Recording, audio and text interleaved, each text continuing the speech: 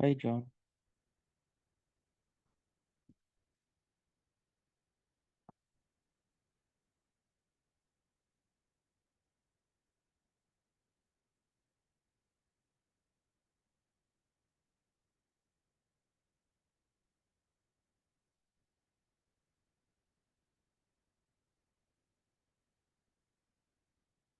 Hi, Real. Hello.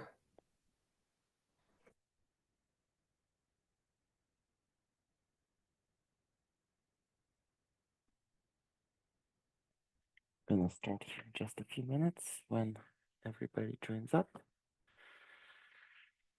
Mm. Hi, Zvonka.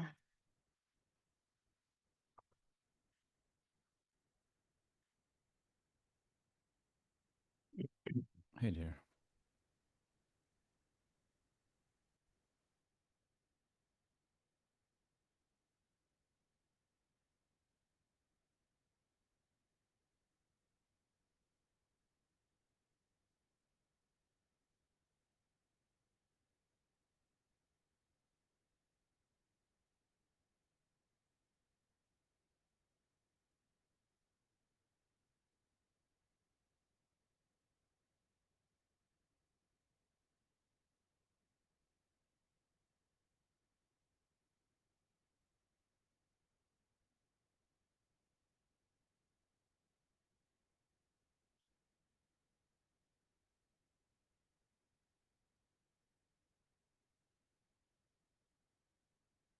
Gonna give it just a few more minutes for people to join, and then we'll jump right in.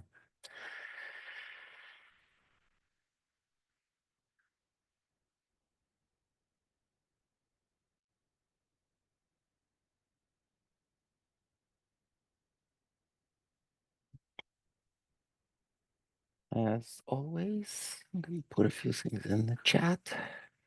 Manu, hi.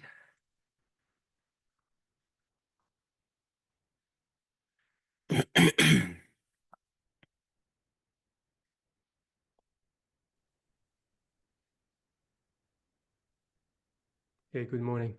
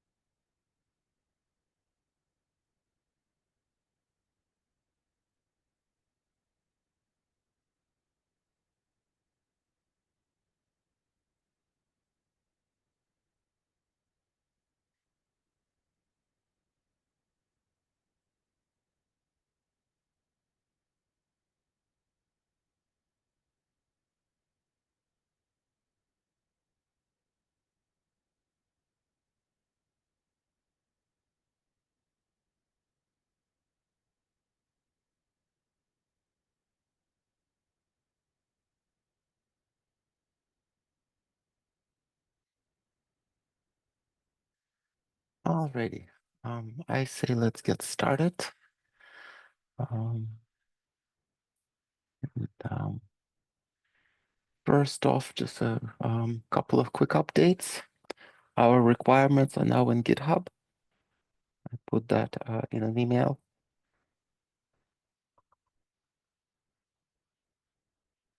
It would be actually good if somebody took on the scribe role. Because otherwise, I'm going to be delayed if I have to write down everything I say. So there's a meeting minutes up here. I already put attendees on the list, and then there's a list of topics. Perhaps just add down what was discussed. Uh, so the next thing that I wanted to mention, although I do not know if we're going to be discussing it here, is there is a composite attesters document. It's a draft. It's like a seed document. It doesn't really have much content just yet, but it is in the link is in the meeting minutes, and we will be working with the attestation SIG to figure out how to attest composite workloads.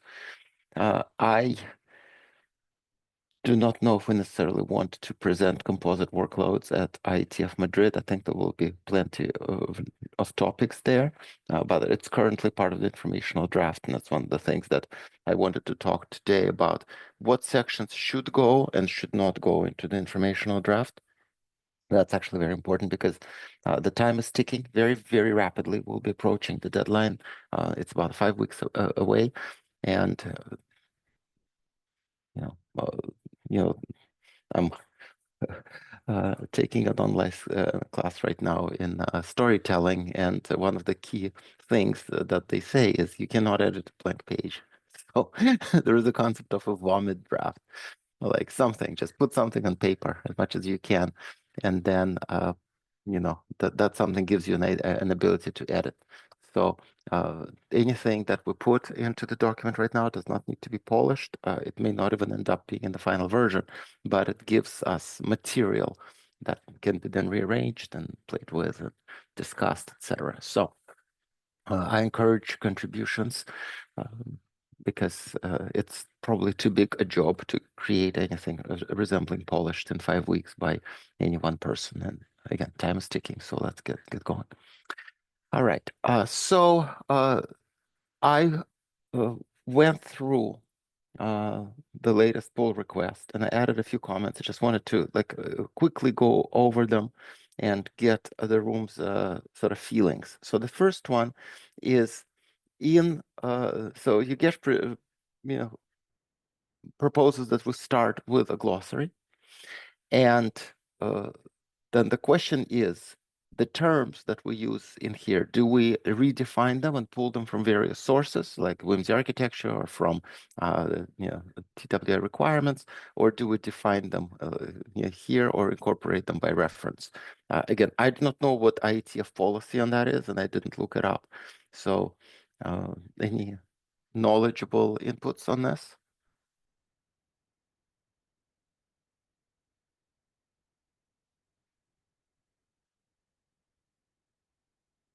Everyone's muted, so if anyone's talking, I'm not listening. I'm not hearing you. Unfortunately, I don't have expertise to that thing. I've been attending several IETF meetings, but this would be the first internet draft that I actually see. Okay. look at and contribute to. Okay. I think we need Hank or Yagesh to work on this or to tell us. Okay. Let me add it my.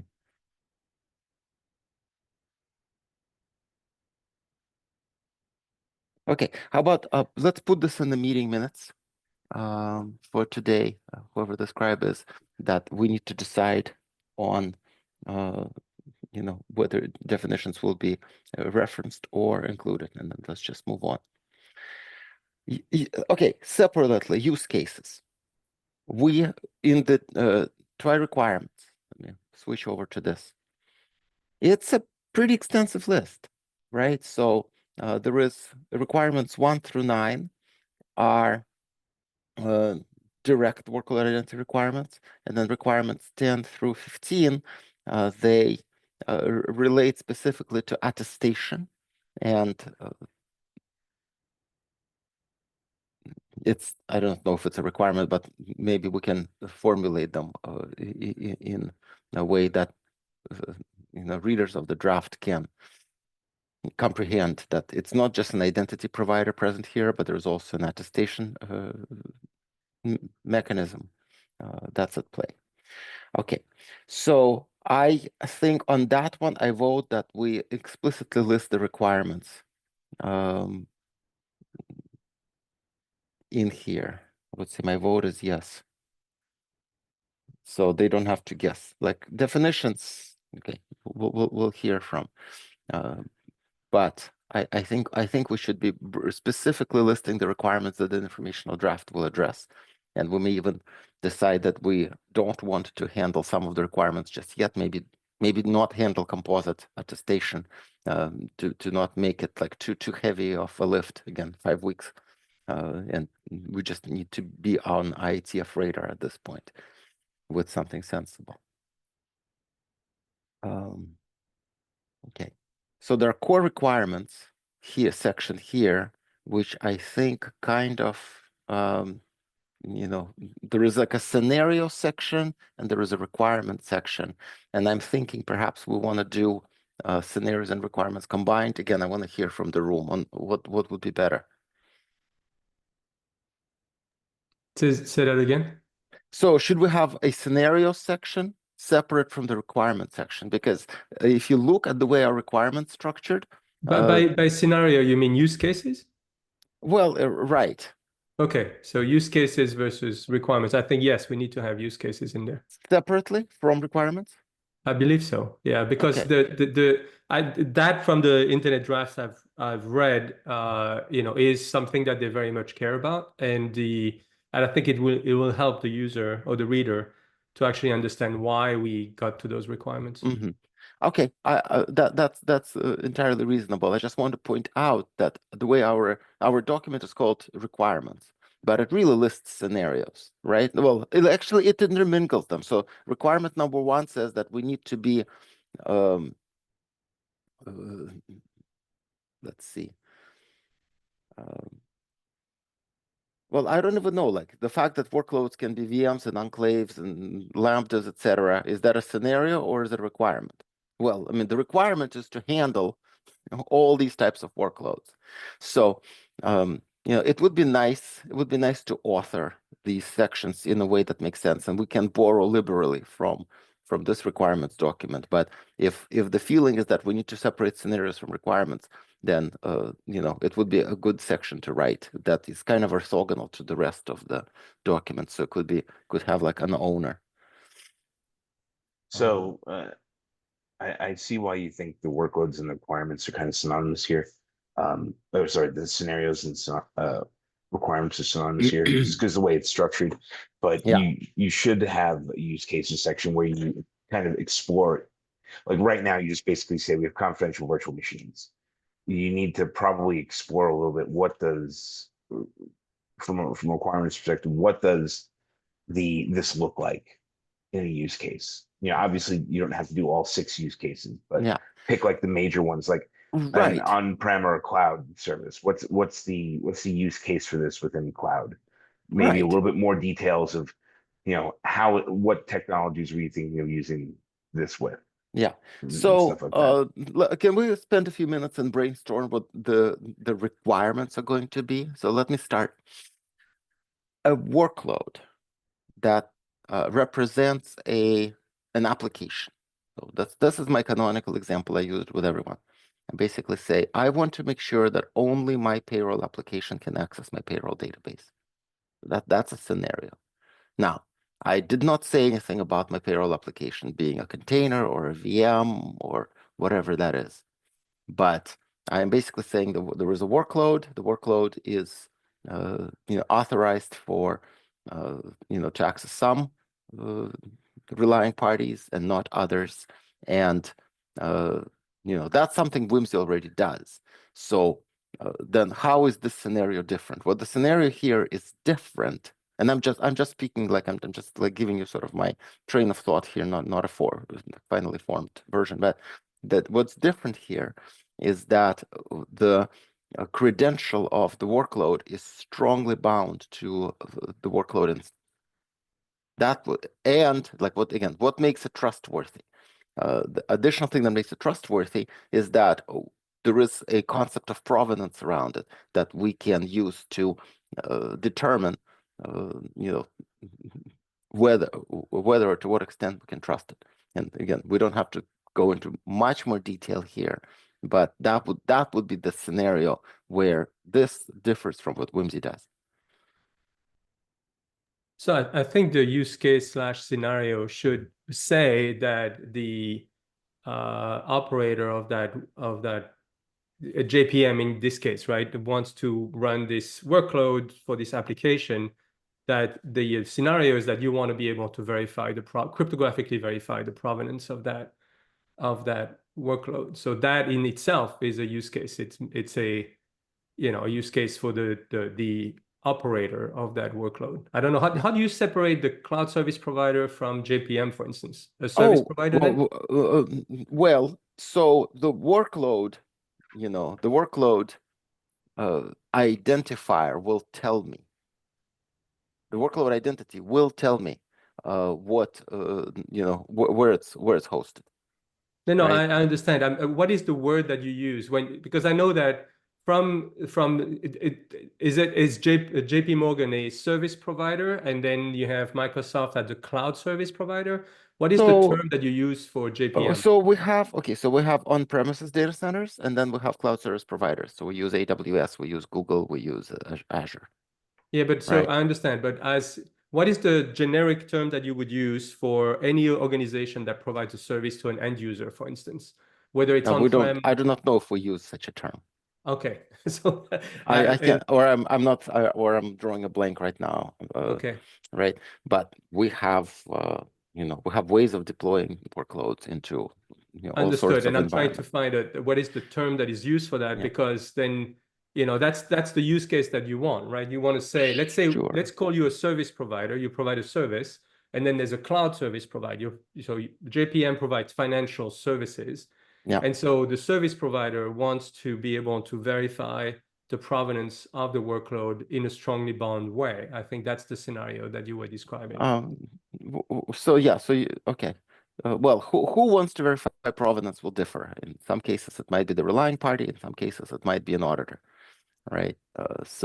Those could be different, those could be scenarios around provenance. But again, we can just do a vomit draft. As I said, like list a bunch of things now, and then we can edit and trim and whatever. But it's like we need content to work with. You can't edit a blank page. Okay, so let's just say that one scenario is that our well, again, let's focus not on whimsy stuff. Whimsy is already handled. The scenarios we have, I would believe something has to do with the fact that the credential is strongly bound to the workload. That's what makes it trustworthy. The other one is that credentials contain provenance. And we can put a couple of examples in the scenarios around how provenance might be used. And I don't know what else. I mean, there isn't really much else there. Because the rest would be requirements, make sure that these workloads can be lambdas and confidential VMs and containers and whatever. So that would be in the requirements domain. In general, are the scenarios different than whimsy, or only the sort of types of guarantees that would be that you want to have around those scenarios? It's whimsy plus, right? So whimsy already does workloads for identities for workloads. We're also saying, but we also need provenance and we also need strong binding. Yeah, but what I'm saying is that, like, if the basic scenarios are similar, like, then you would, I don't know if there already are sort of canonical whimsy scenarios, but like if you said, like, we want to operate in this example, but we want to have these additional guarantees. Yeah. I'm trying to figure out what they say here. Introduction. Conventions, architecture. At a state. Oh, this is an early draft. Hold on. This is like way. So I guess what exactly is the goal for your internet draft here? Is it to extend whimsy to support the things you need, or is it to just bring things to their attention? Because if you're proposing a provenance extension to whimsy, then really your requirements document should just be, here's the requirements we've gathered for provenance within a workload environment. Here's the requirements that are missing that we need you guys to handle. And then from there you go to an initial specification document of what that looks like in the context of whimsy in the terms of more implementation detail. Like when I Yes. did Okay. the Yeah. NFS work, I just basically said, I went to customers. Customers said they need to be able to do X, Y, and Z. These Yeah. are the requirements we need on labeled on NFS to introduce, label support to be able to do X, Y, and Z. Okay. Great. This is a great framing, David. So I would say two things because I do not want to do two informational drafts. One would be provenance, and the other would be incorporation of remote attestation.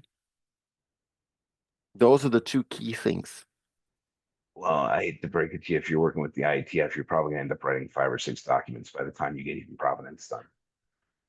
Oh, okay, but Which is- so yeah, your first question was, what it is that we want from Whimsy. We yeah. would like Whimsy to be extended in a backwards compatible fashion to accommodate confidential workloads.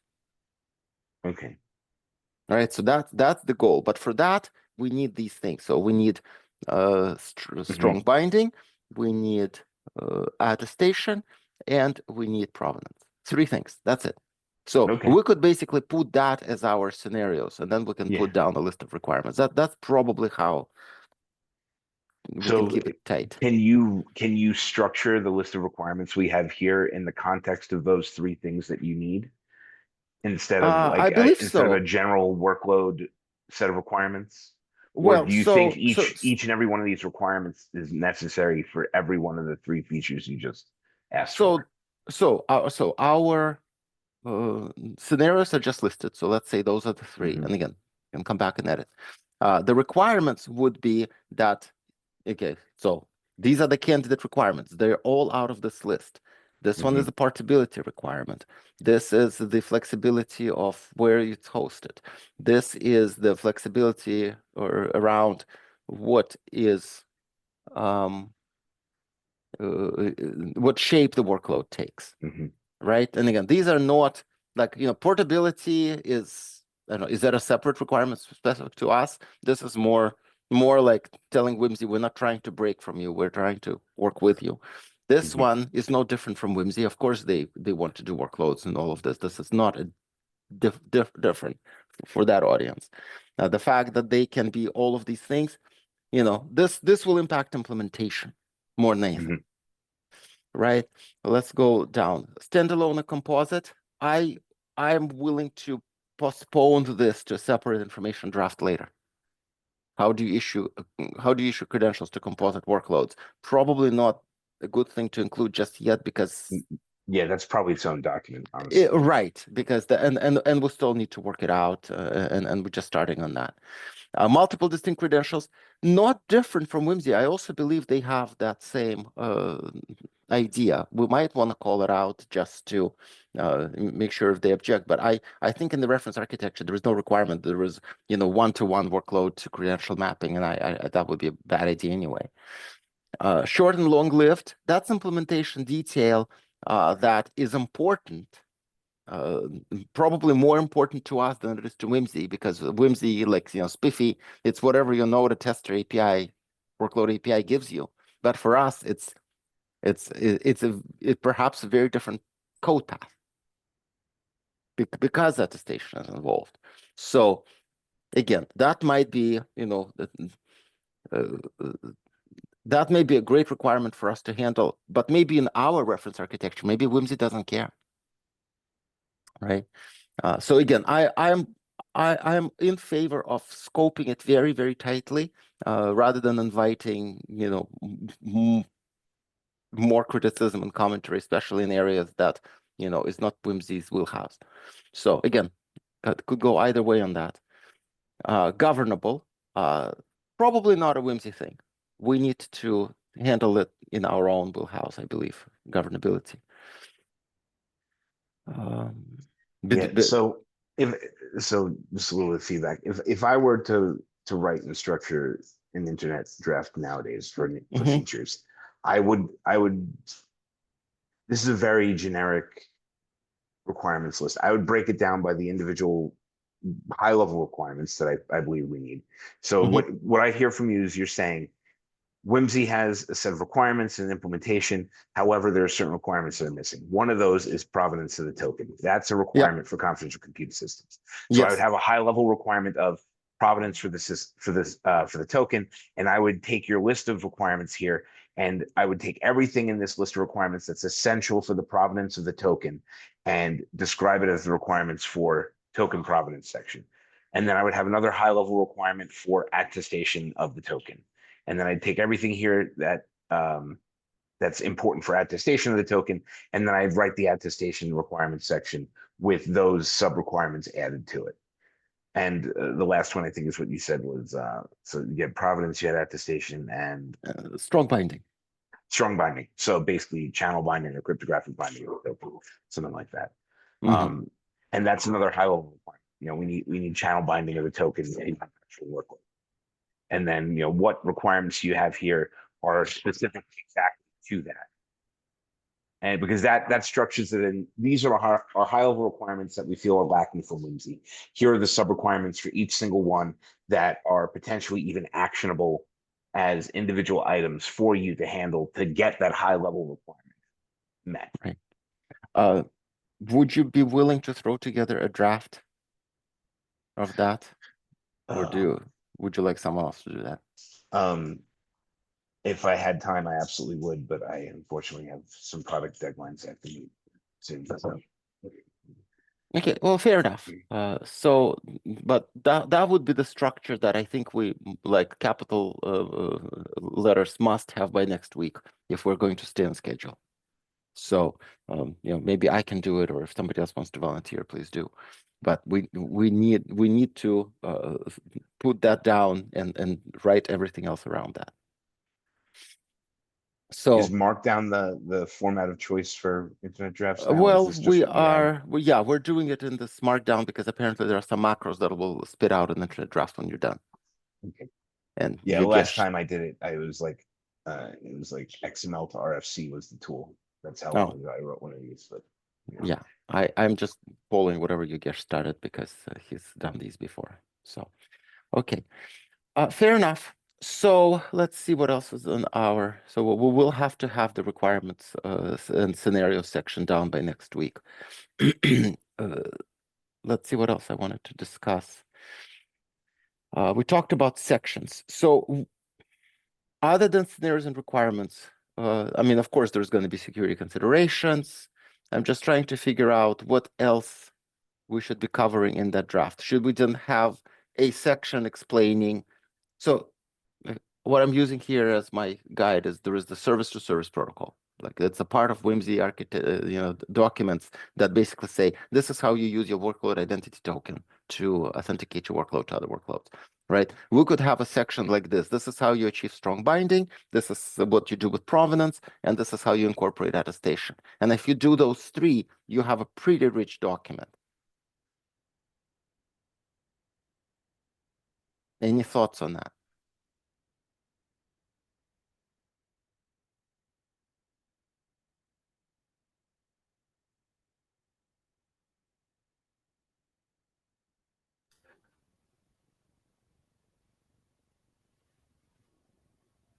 I mean, in general, it seems like a good idea to sort of use that as use those three high level goals as kind of the driving organizational principle of the document, if that works. Okay, so let's say three. So if I were to put this down, I would say we have scenarios. So scenarios would be strong binding, remote attestation, and we talked about provenance. Those are the scenarios we have. Requirements. I do not know how they're different, but maybe not even have requirements if we just selected our scenarios. And proposal, you know, strong binding via key generation certification versus strong binding by getting store, something like that. So we already have that in the reference architecture. It would be easy to bring in. Then we talk about remote attestation, working in concert with IDP. Okay, and we already know how to do like CSR attestation, for instance, where you supply a certificate signing request, and in the certificate signing request you put your attestation results and how that goes, and right, so that we could carry that section over, and provenance, following breadcrumbs to understand where the credential came from or whatever. Like, so again, vomit draft. So, and then requirements, then we have, actually what I'm going to do is structure of informational draft, and then I'm going to push this down a level. There we go. And then we have security considerations section. And then the question here remains, how are these different from scenarios? No, we'll answer that later. How is this for? That probably matches what an informational draft does. Anything else that should be in here but isn't? I think I don't know if it's required, but usually there's also an IANA consideration section that needs to be go into the draft as well. Yeah, if any. Yeah. And I know you're using the term scenarios here, but like I said earlier, instead of trying to think of them as scenarios versus requirements, maybe just like these are really high level requirements versus the detailed individual requirements for each of these high level requirements, right? Mhm. But what would be the sub requirements? Well, for strong well, I guess I'd have to go back through the requirement. Do you like it seems like the requirements list do you really believe every single requirement in your requirement list applies at a lower level to each and the strong binding remote attestation and provenance? Or is it that you had a document that was supposed to cover strong binding remote attestation and provenance? So because of that, you made a large list of requirements that covers all those three things. Well, so strong binding to me qualifies some types of credentials and disqualifies others. So a JOT is not a strongly bound credential. It's a bearer token, right? Yeah. So we can basically say if your workload identity is a bearer token, you don't play in this in this game. But Yeah. a WIT, a workload identity token that whimsy defined, is strongly bound. Okay. So what are the requirements for that you need out of that strong binding? Well, the Exactly. requirements are that an isolated workload. So let me actually put this down here so we can Yeah. a binding between a credential and a workload instance is strong if and only if the workload is isolated and is in possession of a secret required to authenticate to a line. Something like that. Okay. And then if you wanted to delve into that deeper, you could delve into, well, what are the requirements on the secret? What are the requirements on any cryptographic agility that's necessary for this requirement? Because are this requirements for cryptographic usage the same in the strong binding, the same in the remote attestation? They might Well, not be. You might want more crypto agility and strong binding that you want. You may want to have like, for example, when TLS 1.3 came out, the decision was we didn't need crypto agility. We wanted a very small set of algorithms that were used in the cipher suites because it turned out giving people crypto agility was a problem. It okay. allowed for downgrade attacks. It allowed for a whole bunch of other things. Like, so those are the kinds of things you delve into for the sub requirements for the Yeah. scenario. What are your exact cryptographic requirements for strong binding? Because they might be different from your exact cryptographic requirements for remote attestation or for your provenance, right? Okay. So I'm just taking Because a note provenance of might not that. even have crypto requirements, right? The Yeah. provenance might just be this is the requirements for provenance information in the token. Now, strongly binding it is where the crypto comes in and strongly binds that provenance to the token. But the requirements on the provenance, like what kind of provenance data are we looking for? How are we looking to what kind of requirements do we have on representation for being able to make sure that it's as useful to as many systems as possible? Those are what I mean by sub requirements to a high level requirement All right. here. If you have a few minutes and you want to throw a little vomit draft over an email to me, that would be great. So in the interest of time, I want to also, this is something that's been sitting on top of my mind and I want to discuss. So provenance. The way Yogesh puts provenance in here is there is sort of a longish list of things that the provenance can do. So workload composition, details about CI/CD, set of compliance tests, details of vendor SaaS information, like all this good stuff. These are, by David and your parlance, would be good sub requirements. However, I don't think it's going to fly to explode the credential with all this information. I don't think you can necessarily achieve that in, say, an X509 format.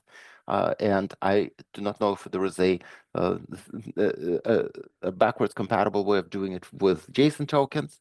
However, X509 certs have IDs. So there is XSVID ID, whatever in SPIFFE. There is JTI and JWT. And also for X509, you have these issuance policies, IPOIDs. And my intuition is that we should basically say in your credential, you contain a provenance ID or maybe a set of provenance IDs. So issuance policy OID might serve as a provenance ID, or an X509 SVID ID can be used, or JTI could be used, which is, again, it's a breadcrumb. It's already part of existing specifications, so easy to add. But that brings with it a question. So say this idea wins. There is no address or URI or any other endpoint associated with this identity to allow the relying party to look at the credential and say, oh, here is a breadcrumb, and this is where I can go with the breadcrumb to get additional information. There is no like HTTP endpoint or any other thing that I can use to turn this provenance ID into something more actionable. Like, or I have some out-of-band mechanism that we don't specify here that would allow the relying party to do it. And I would really like to poke your brains on what are the possibilities here?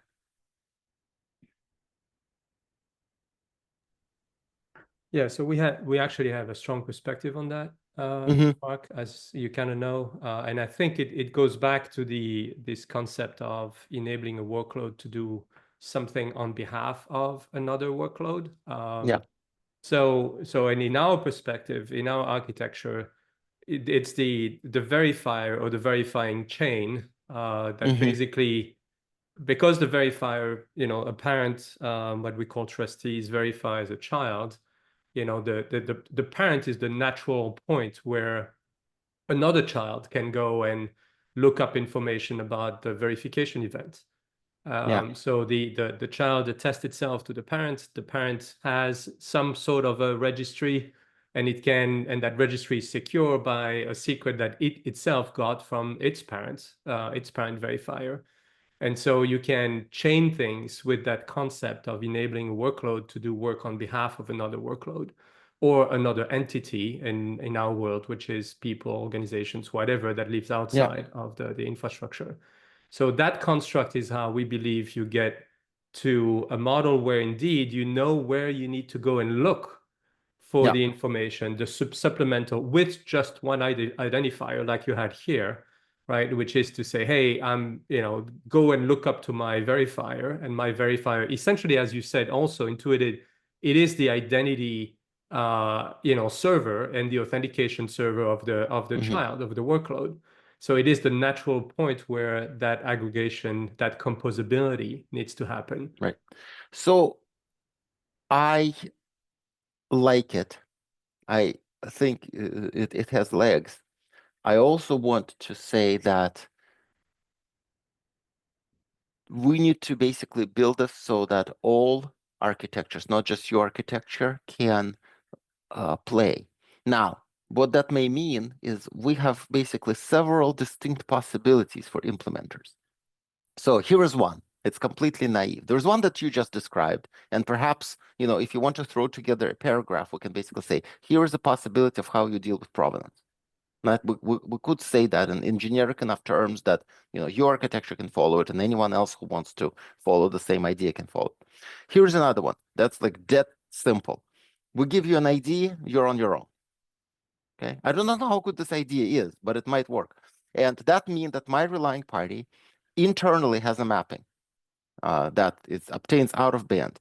When I receive a provenance ID from this issuer, I know which log to go pull up to like find that, you know, the provenance information related to that credential ID.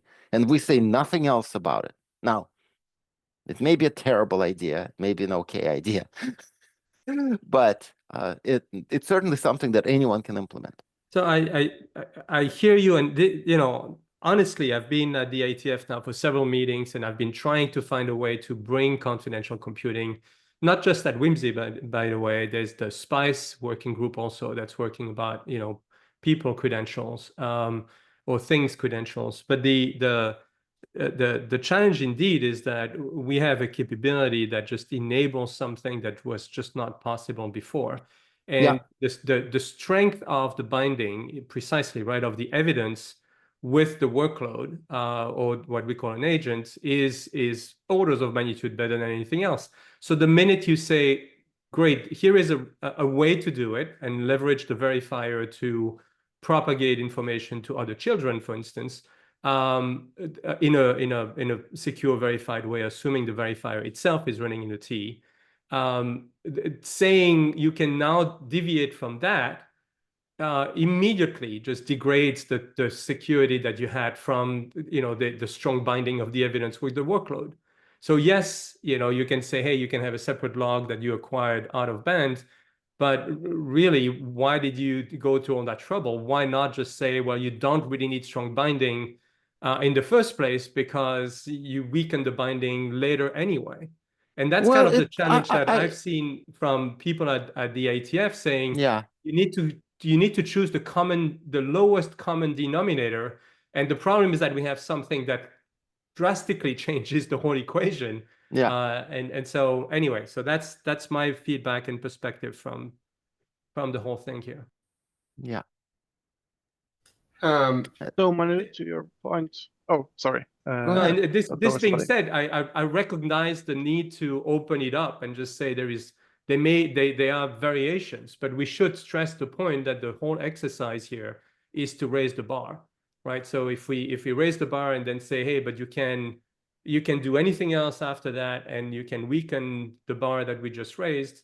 Well, I do not necessarily agree that having a relying party look at a credential ID and its own whatever log that it found somewhere is necessarily weakening anything. The binding between identity and the workload is still strong.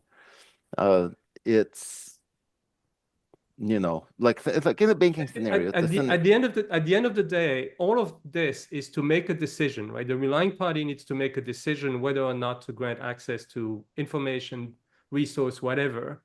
And so I agree with you that technically it doesn't, you know, weakening later in the chain doesn't weaken the binding of the evidence itself. By definition, this is in hardware. But the relying party is making a decision, and if there's any weak link in the chain to bring the information to make that decision to the relying party, then, you know, it's great to have a very strong chain, but if you have a shoestring in the middle, it doesn't really help, right? It's the shoestring that's going to get attacked, and that's going to. So I was going to say, like in the banking scenario, you may have a policy that basically says a request came in to transfer like money between two accounts, right? And you can basically say, look, if the amount is under $1 million, right? So there is by a certain amount of fraud that we tolerate, right? And I do not know exactly what the number is. That's probably confidential, but let's say it's $100 million a day. Okay, when you do trillions of like literally trillions of transactions a day, that's actually not as big as you think, right? So let's say we tolerate $100 million of fraud a day.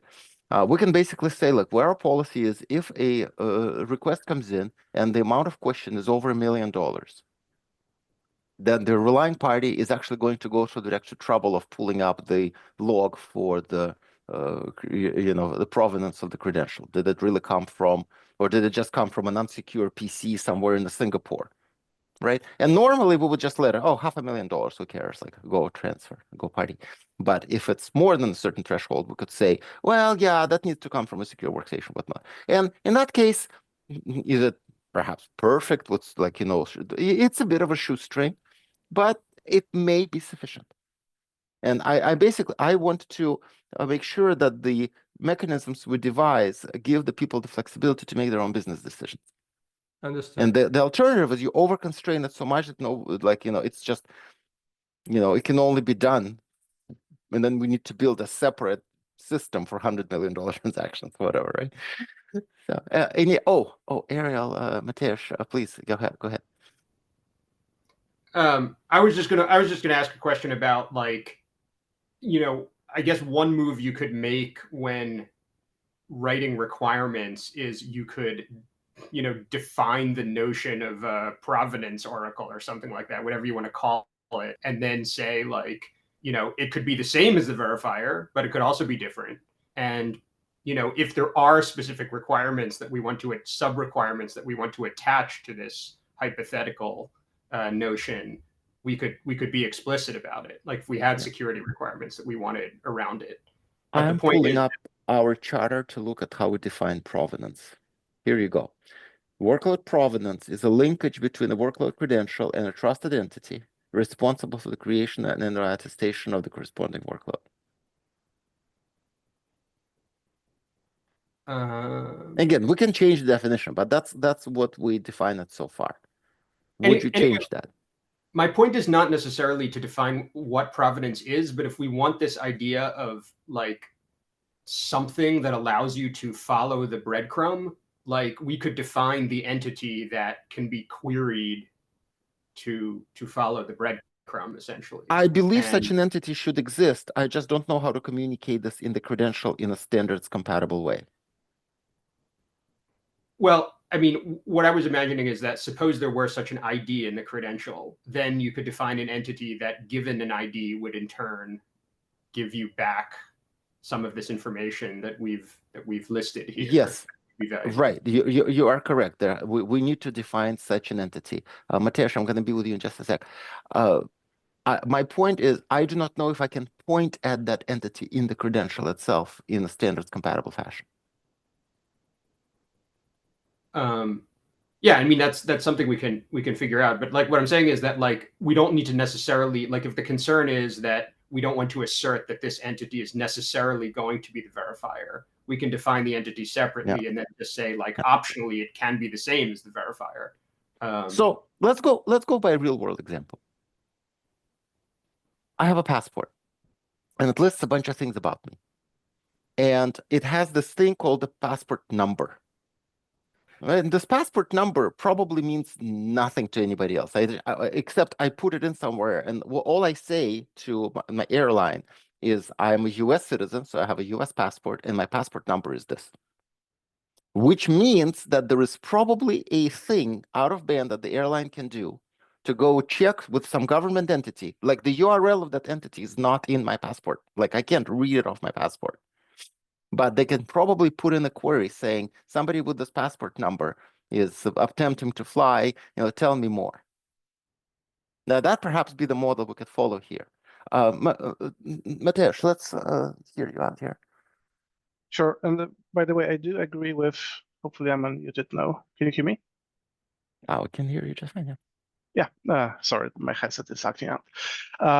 First, I'm in agreement with Ariel as far as I followed that, as a definitional view, just for the sake of the document, coining a term for this provider and then pushing that role wherever, be it within the verifier, be it a standalone thing, might just, make our lives easier to document this thing. But keeping that aside, because I consider that a documentational quirk, to Manu's point, I feel that we do need additional alternatives. I mean, I'm 100% with you that, having the verifier be the source of truth for both the credential and the actual provenance is a valid option. But at the same time, I mean, and I would also say the verifier is the one who bound them together. So this is the creator. But at the same time, always going to the creator for receiving an artifact I would say it's a bit excessive if you think even of a scalability of such a system, because I could imagine multiple such verifiers not synchronizing state, and for that you would have to synchronize state, and having multiple consumers who need to go and receive this provenance, by the reference of origin. I see like the transparency logs, things like that, as another type of a solution that we could deploy at the same problem. It's, I would say, even outside of the trust boundary, because all we need is a Merkle tree making sure that those records are not forged after they are created. But the binding is the sole property of the verifier. I would even go as far as say the verifier might no longer exist at the time when the relying party is going to query for the credential. So I'm with you. This is an option, but just finishing up. But I would say this is a mix, including that vividly within the credential, having it within the verifier, but I would say having it externally is also an option. So I agree with everything you said in principle. I just want to put a little caveat on it. So imagine a swim lane diagram, which I'm not going to draw right now. But your workload goes and attests itself and then gets a credential. In this case, what it does, it measures the workload against the workload verifier. It measures stuff from the TPM to figure out where in the world it is against the cloud services provider's own separate TPM verifier. And then it takes all that information to the CA that it goes and issues a certificate. So here is like several legs in that dance. Ultimately, I believe the credential ID and the provenance actually is not with the verifier, but with the credential issuer, in this case, the certificate authority. And that is the thing that ties together provenance information from the quote verifier and the TPM verifier and perhaps some of the other stuff it's doing on its own to collate it all. I hear where we diverged a bit, because I'm thinking, I didn't voice that, but I'm thinking two provenances really. There is the workload provenance, which is bound by the verifier at the time of verification. And there is a credential provenance, which is created at the time the credential is issued. I see them as separate-ish. Ariel. Sorry, I was just going to, so I think, you mentioned transparency logs. Another thing that that may be a bit orthogonal to this, but I don't know if it's something we want to get into, is just the question of looking at provenance, basically sort of at the time that the client is trying to make a decision versus looking at provenance kind of after the fact. Like there's this question about like, do you want to audit later or sort of gate sort of further progress in the system based on looking at this? And, does that change how we would think about it? And I say you don't know until like when the relying party looks at it, it may decide to let something. That's where I had this example of $1 million transaction, right? I have an endpoint, some relying party that says transfer X amount of dollars from A to B, and then it may just say, okay, under $1 million, get it through. More than $1 million, let's go follow the breadcrumb. You really don't know from the requester's perspective how it's going to get used. Does that make sense? Yeah, I think it does. I mean, I think I would have to think a little more about whether there's certain ways of doing this, representations of provenance, which would which would only support one versus the other. Like, I mean, it definitely makes sense. I'm just wondering, like, are there any differences in the scenario? Yeah. Okay. Manu. Yeah, I just I agree that there may be other architecture and that we should leave it open, but I just want to share with you guys, we actually went through a couple of months of a formal verification exercise of chaining of workload and verifying and testers, verifiers and things, and it's actually quite difficult to get rid of men in the middle attacks. So there's a lot of constraints that need to be put in place. So the idea of saying, hey, there may be different ways and that don't constrain the design of the architecture, there may be, but we believe we found one, but I can say from experience that it's actually quite difficult to just button down everything. So that's one thing. The other thing that I also would like to stress, and that's what I mentioned in my email to the list, is that the benefits or the unique properties of confidential computing that, let's say, JPM would want to get when it works with a SaaS provider. Well, the end user, right? Alice or the JPM's customers themselves want to also get those kinds of benefits, and so the idea of having a workload not just being verified to the satisfaction of JPM, for instance, but also to know that the workload will protect, Alice's information or Bob's information when they are entering in a transaction, itself drives the design of how the workload needs to be able to not just have its own secrets, but have secrets that it manages on behalf of other entities. And the minute you insert that requirement, which I think is necessary for privacy and confidentiality in business transactions and things like that, the minute you insert that, then you automatically have the mechanism where then a verifier can also manage, keys on behalf of the testers. And those keys can then encrypt records, right, of provenance or any verification events and all that. So you inherently get the mechanism that you need if you take into consideration privacy and confidentiality in transactions across service providers. And then the other piece that I think is important, the composability piece, right? If you bring that requirement, I agree, Mark, that for Madrid, we just want to be considered, right? That's the first step, is to the CCC to be considered in the conversations. But if you do postpone the composability challenge or issue, then I think we're going to miss also some design patterns that are necessary to combine the verification events of multiple workloads into one assertion that the composition is itself trustworthy. And all of that goes back to the same thing, is the ability to secure or bind information to identifiers that exist in the credentials, but that need to be in some repository that maintains the integrity and the bindings. So I see three avenues here. I think one needs to be perhaps a dedicated document that you're welcome to write on provenance for eventual inclusion on a reference architecture. Right, so this is our internal TWI working document that captures all of your concerns and to which you hold the key in your architecture. That should probably be written, reviewed by us. So that's one avenue. The second avenue is we need to decide how detailed of a thing do we show to IETF in Madrid specifically on this topic, right? Now we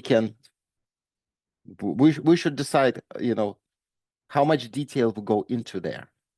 And I mean, I can go either way on that.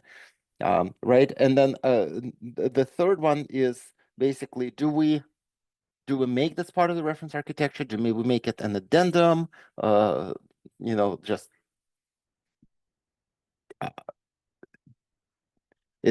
I don't know. I could go either way. I agree with you that it's important and we need to understand.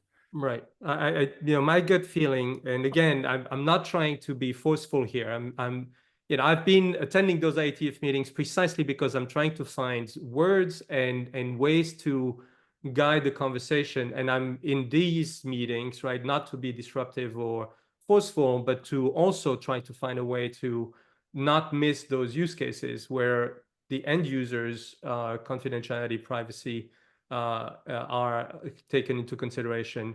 So I do think that for Madrid, the number one goal is for us to be recognized as an important entity, as a body, right, that needs to participate in that work. So I think we should not bring up things that will trigger rejection, right, or that will push us away, that it should be probably not too deep but foundational, and saying, hey, Okay. these are the reasons why we need it's important. All right. And then So I do think I do think immediately that I would ask that you write all of this as a separate TWI working document, because again, we're sort of at the top of the hour. I have a hard stop right now. I But just let's the continue this discussion. Yeah. Yeah, one thing I wanted to finish here is I do think that if we were to focus on anyone who has ideas about an architecture, we should work on the reference architecture, because we need to have something that we believe works. Then we can say, hey, this is what we recommend the implementation path is and the standardization path is. Because without that, if we push away composability, for instance, or privacy and confidentiality in transactions across service providers, then we're gonna I think miss the core building blocks. All right, Anyway, sounds good.